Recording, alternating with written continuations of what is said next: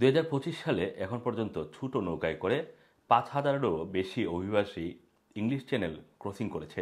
গত ২০ মার্চ ফ্রান্সের Dover কোস্টে border force ৬টি ডিঙ্গি নৌকায় চ্যানেল ক্রসিং করতে আসা ৩৪১ জন ইলিগেল অভিবাসীকে অবৈধ অভিবাসীদেরকে আটক করে। এই সপ্তাহে ইংলিশ চ্যানেলের এই বিপজ্জনক রুট পাড়ি দিতে গিয়ে ২ জন অভিবাসী মারা যাওয়ার পর বিপুল সংখ্যক মানুষের চ্যানেল ক্রসিংয়ের এই পরিসংখ্যানটি সামনে আসলো।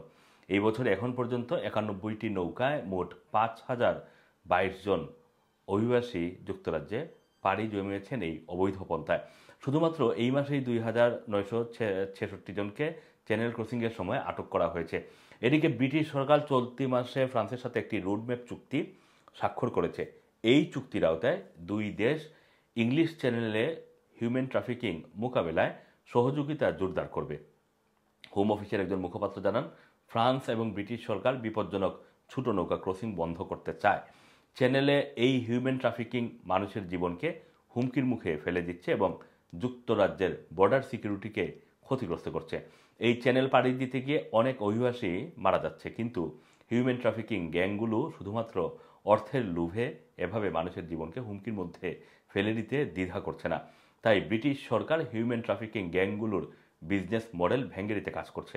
এদিকে shadow home secretary Chris Philp জানান, অবৈধভাবে যারা ব্রিটেনে আসছে তাদেরকে অনেক বাজেভাবে ট্রিট করা হচ্ছে। সরকার বর্ডার ফাইলের বর্ডার কন্ট্রোল সম্পূর্ণভাবে হারিয়ে ফেলেছে, অথচ সরকার হিউম্যান ট্রাফিকিং গ্যাং ধ্বংসের হাস্যকর দাবি তুলছে। এছাড়া রুয়ান্ডা স্কিম বাতিল করা সরকারের একটি বিপর্যয়কর ভুল ছিল বলে জানান তিনি।